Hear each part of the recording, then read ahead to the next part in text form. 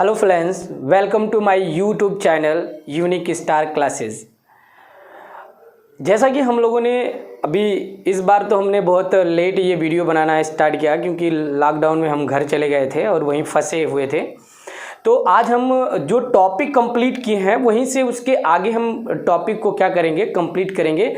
और हम लोग पढ़ रहे थे लाइफ प्रोसेस के चैप्टर को कंप्लीट कर रहे थे। क्लास 10th के लाइफ प्रोसेस के चैप्टर को हम लोग क्या कर रहे थे, कंप्लीट कर रहे थे।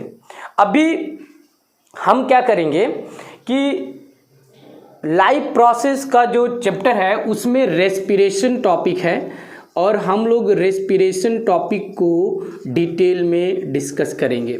क्या करेंगे, हम लोग रेस्पिरेशन टॉपिक को डिटेल में डिस्कस करेंगे। ओके, चलिए ठीक है। तो पहले फर्स्ट ऑफ ऑल, जैसा कि हम लोगों ने पिछले क्लासेस में जाना था कि डाइजेशन क्या होता है, फूड क्या होता है ना, इसके बारे में हम लोग डिस्कस किए थे।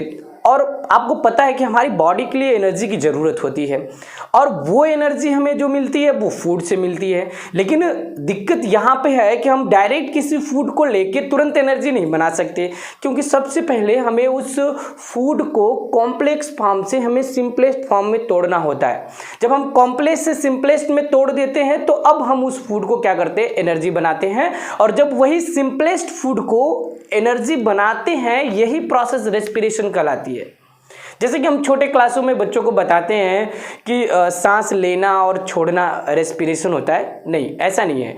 सांस लेना छोड़ना रेस्पिरेशन का एक पार्ट है, एक प्रोसेस है, लेकिन रेस्पिरेशन का डिफिनीशन नहीं है। रेस्पिरेशन का मतलब होता है कि the digested food material oxidized and release energy is known as respiration. Understand कि the digested food material oxidized and release energy is known as respiration. यानी कि जो भोजन को हम डाइजेस्ट कर देते हैं, डाइजेस्ट होने के बाद जब वो ब्लड में चला जाता है तो वो ब्लड में जाने के बाद वो क्या होता है, हमारे सेल के पास जाता है और सेल क्या करता है, उसी सिंपलेस्ट फूड से क्या करता है, एनर्जी बनाता है। और उस सिंपलेस्ट फूड से एनर्जी बनाने की प्रक्रिया को ही हम क्या कहते हैं, रेस्पिरेशन कहते हैं। सबसे पहले जानते हैं respiration is a complete into the two process, या respiration process complete into the two step. First is a external respiration, external respiration, and second is a internal respiration. Understand? First is a external respiration and second is a internal respiration.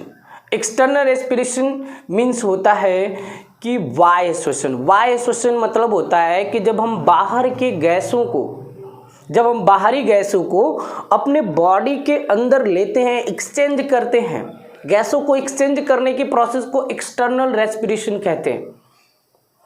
जैसे कि suppose that मैंने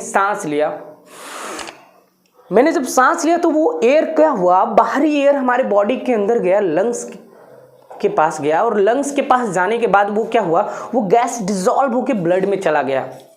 और फिर हमने क्या किया, कुछ देर के बाद हम क्या करते हैं, उसको बाहर करते हैं, यानी करते हैं तो इसमें कार्बन डाइऑक्साइड की मात्रा ज़्यादा बाहर निकलती है। इसका मतलब ये हुआ कि ब्लड क्या किया, कुछ कार्बन डाइऑक्साइड गैसों को लेके आया था लंग्स के पास और लंग्स ने क्या किया, उसको हमारी बॉडी से रिमूव कर दिया। हम पूरी प्रोसेस को बताएंगे कि ये प्रोसेस कैसे कंप्लीट होती है। एक्सटर्नल प्रोसेस का मतलब होता है कि the environmental gases exchange in our bodies. The environmental gases exchange in our body या inside the our body is known as the external respiration. जब बाहरी गैसेज हमारे बॉडी के अंदर इंटर करती हैं तो उसे एक्सटर्नल रेस्पिरेशन कहते हैं। And external respiration is commonly known as the breathing. External respiration is commonly known as the breathing. Internal respiration is commonly known as the cellular respiration. इसको हम सेलुलर रेस्पिरेशन के नाम से जानते हैं। सेलुलर रेस्पिरेशन का मतलब हो गया कि जब क्या हुआ, ये गैसेस जब क्या होती हैं सेल के अंदर एक्सचेंज करती हैं, हमारे बॉडी के अंदर जो सेल है जब उसके अंदर ये गैसेस क्या करती हैं एक्सचेंज करती हैं, तो उसे हम इंटरनल रेस्पिरेशन का नाम देते हैं और वहीं पे एनर्जी बनती है। यानी इंटरनल रेस्पिरेशन प्रोसेस के द्वारा ही हमारी सेल क्या करती है एनर्जी बनाने का कार्य करती है। आइए आगे देखते हैं। External respiration is commonly known as the breathing. मैंने कहा कि एक्सटर्नल रेस्पिरेशन को हम ब्रीदिंग करते हैं और हम देखेंगे मैकेनिज्म ऑफ ब्रीदिंग, यानी ब्रीदिंग के 2 स्टेप होते हैं, एक्सहेलेशन एंड इनहेलेशन।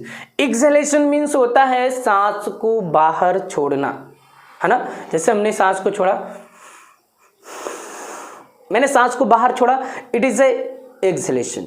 और हमने सांस को अगर अंदर लिया तो ये क्या है, it is a inhalation process. ठीक है, यानी सांस को बाहर छोड़ना एक्सहेलेशन, सांस को अंदर लेना इनहेलेशन, है ना। लेकिन ये प्रोसेस हो रही है क्या, ऑटोमेटिक हो रही है ना। हम कभी अपनी इच्छाओं से भी कर सकते हैं और कभी अपने बिना इच्छाओं से भी ऑटोमेटिक ये वर्क करता रहता है। हमें तो सोच के ये करते नहीं है कि भाई सांस लो नहीं तो मर जाएंगे, ऐसा तो नहीं है ना।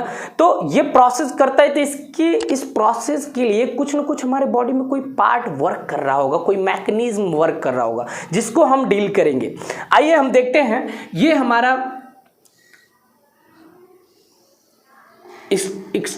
स्ट्रक्चर है हमारा लंग्स का।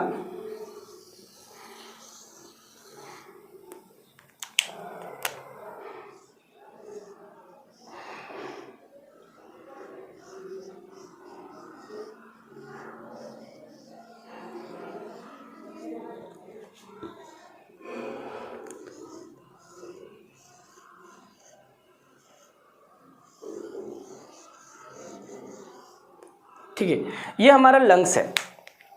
ये 2 होते हैं, इसके कई लोब्ड होते हैं। हम बाद में इस स्ट्रक्चर जब लंग्स का आपको बताएंगे, आज हम बस पढ़ेंगे कि मैकेनिज्म ऑफ ब्रीदिंग कैसे काम करता है। ठीक है, इसके बारे में हम पढ़ेंगे। अब देखिए, ये है हमारा ट्रैकिया, इसको हम बोलते हैं ट्रैकिया।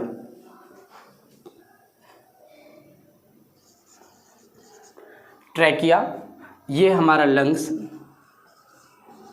ये है हमारा एल्वियोलाई, ये हमारा डायफ्राम।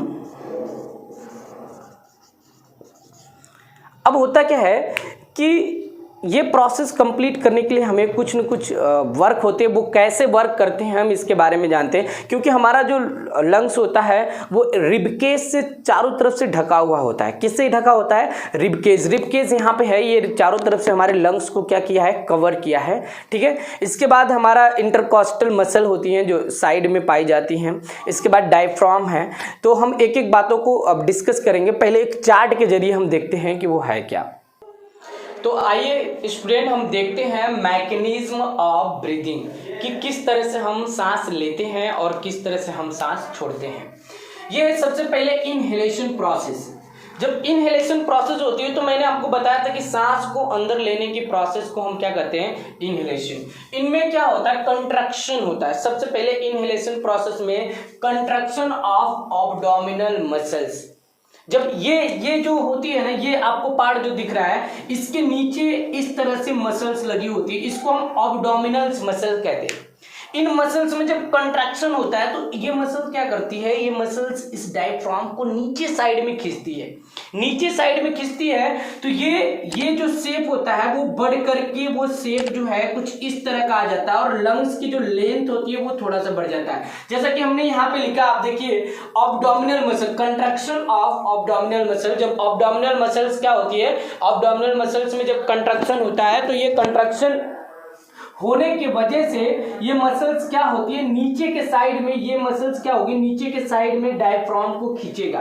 डायफ्राम को क्या करेगा, खींचेगा, यानी कि कंट्रैक्शन ऑफ डायफ्राम। जब ये मसल होती है तो मसल में फिर क्या होता है, एब्डोमिनल मसल जब नीचे की तरफ जाती है तो ये डायफ्राम नीचे की तरफ खींच जाता है, जिसके वजह से increase in length of lungs, यानी लंग्स की जो लेंथ होती है, ये जो लंबाई है, लंग्स की लंबाई क्या होती है, बढ़ जाती है। आगे देखते हैं, फिर इसके बाद दूसरी साइड में भी वर्क होता है। इंक्रीज यानी कंट्रक्शन ऑफ इंटरकॉस्टल मसल। ये जो साइड में दिख रहा है ना, ये वाली और ये वाली, इसको हम बोलते हैं इंटरकॉस्टल मसल। हमारे इस साइड में जो होता है ये इंटरकॉस्टल मसल होती है, और हमारे यहां से यहां पे आप देख रहे हैं, यहां पे जो ये है इसके नीचे ये डायफ्राम है, इसके नीचे एब्डोमिनल मसल होती है, इसको नीचे के साइड में खींचती है, ठीक है। उसके बाद ये साइड की इंटरकॉस्टल मसल क्या करती है, इस इंटरकॉस्टल मसल में कंट्रक्शन होता है तो ये भी ऊपर के साइड में खींचना स्टार्ट करती है। कैसे करती है देखिए, ये construction of intercostal muscle. Intercostal muscle में जब कंट्रक्शन होता है तो इंटरकॉस्टल मसल में जब कंट्रक्शन होता है तो रिब्स मसल मूव अपवर्ड्स। जो ये हमारे रिब्स में जो मसल होती है वो अपवर्ड साइड में मूव करती है। किधर मूव करती है, अपवर्ड साइड में। जैसे अभी आप देखिए हम सांस ले रहे, अगर इन साइड ले रहे तो कैसे बढ़ रहा है, देख रहे ऊपर की साइड में बढ़ रहा है, और क्या होगा फॉरवर्ड भी जाएगा, अपवर्ड तो जाएगा यानी ऊपर के साइड में भी जाएगा और बाहर भी निकलता है। जैसे देखिए है ना, ऊपर भी जा रहा है और बाहर भी निकल रहा है। तो जब हम क्या करते हैं, इंटरकॉस्टल मसल में कंट्रक्शन होता है तो जो रिब्स मसल होती है वो मूव करती है अपवर्ड साइड में और फॉरवर्ड साइड में, यानी बाहर भी निकलती है और ऊपर भी जाती है, and increase in the width. और इसके वजह से ये क्या होता है, जब ये खींचेगा तो यहाँ पे इसकी चौड़ाई जो होती है, जो विड्थ होती है, ये बढ़ जाएगी, है ना। अब इसमें क्या हुआ, जब ये इसकी चौड़ाई बढ़ गई, इसकी लंबाई बढ़ गई, इन दोनों के केस में अगर जब हम देखेंगे तो इनमें क्या होगा, इंक्रीजिंग इन द वॉल्यूम, यानी ये जो लंग्स का वॉल्यूम है, लंग्स का वॉल्यूम क्या होता है, बढ़ जाता है ना। लंग्स में जो स्पेस है बढ़ जाते हैं। लंग्स में स्पेस बढ़ने की वजह से क्या होता है, decreasing in the air pressure of air, है ना। Decreasing in the pressure of air, जो एयर का जो प्रेशर है ना हमारे लंग्स में वो क्या होता है, घट जाता है। एयर का जो दबाव था वो क्या हुआ, घट गया। और जब एयर का दबाव घटा तो तुरंत बाहर की जो गैसेस होती हैं वो तुरंत कहाँ चली जाती हैं, हमारे लंग्स के अंदर चली जाती हैं। और इसी का उल्टा एक्सलेशन होता है। इसी का जो है अगर अपोजिट देखें, यहाँ पे क्या था, कंट्रक्शन था, यहाँ पे हो जाएगा रिलैक्सेशन। जब रिलैक्सेशन होता है इसको बोलते हैं एक्सलेशन, ठीक है। जब एक्सलेशन प्रोसेस में हम देखेंगे तो इसमें क्या होगा, relaxation of abdominal muscle. Abdominal muscle में जब क्या होगा, रिलैक्सेशन होगा तो उसकी वजह से होगी क्या कि ये जो मसल जो इसको नीचे खींच रही थी अब इसको छोड़ेगी अपने जगह पे जाने के लिए, और फिर से ये लंग्स के कुछ पार्ट को क्या करेगा, ऊपर के साइड में प्रेशराइज्ड कर देगा, है ना। अब जहां जहां कंट्रैक्शन होता है वहां रिलैक्सेशन, यहां भी होगा रिलैक्सेशन।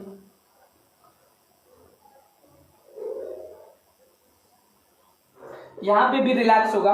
आगे क्या होगा, इंक्रीज की जगह क्या हो जाएगा, डिक्रीज हो जाएगा। Decrease in length of lungs, यानी जब क्या होगा, जब एब्डोमिनल मसल में रिलैक्सेशन होगा तो डायफ्राम क्या होगा, ऊपर के साइड में क्या होगा, मूव करेगा। डायफ्राम क्या करेगा, ऊपर के साइड में जब मूव करेगा तो ये लंग्स को क्या करेगा, ऊपर के साइड में पुश करेगा। इसके बाद decreasing in the length of lungs, lungs का जो लेंथ था ये क्या हुआ, अब घट गया।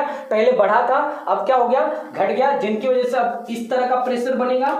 उसके बाद दूसरे साइड में क्या होगा, relaxation of intercostal muscle. Intercostal muscle जो बाहर की तरफ खींची थी अब ये भी क्या होगी, रिलैक्सेशन में अपने स्थान पे आएगी, तो ये भी इसकी जो चौड़ाई भी होगी ये भी क्या होगी, अब धीरे धीरे घटेगी। यानी रिब्स मसल मूव अपवर्ड, तो अब क्या होगा, डाउनवर्ड में मूव करेगा। किधर होगा, डाउनवर्ड्स, ठीक है। ये डाउनवर्ड्स में क्या किया, रिब केस जो था, जैसे अभी सांस देखिए छोड़ रहे हैं, जब सांस छोड़ेंगे तो ये लंग्स क्या होगा, जो ऊपर की साइड में जा रहा था अब छोड़ते वक्त क्या होगा, वो नीचे की साइड में जाएगा, ठीक है। और फिर इंक्रीजिंग इन द विड्थ, तो यहाँ पे विड्थ क्या होगी, उसकी जो चौड़ाई होगी वो चौड़ाई क्या हो जाएगी, अब धीरे धीरे डिक्रीज होने लगेगी। क्या होने लगेगी, डिक्रीज हो जाएगी। और फिर क्या होगा, जो इंक्रीज इन वॉल्यूम था अब क्या हो जाएगा, डिक्रीज इन वॉल्यूम हो जाएगा।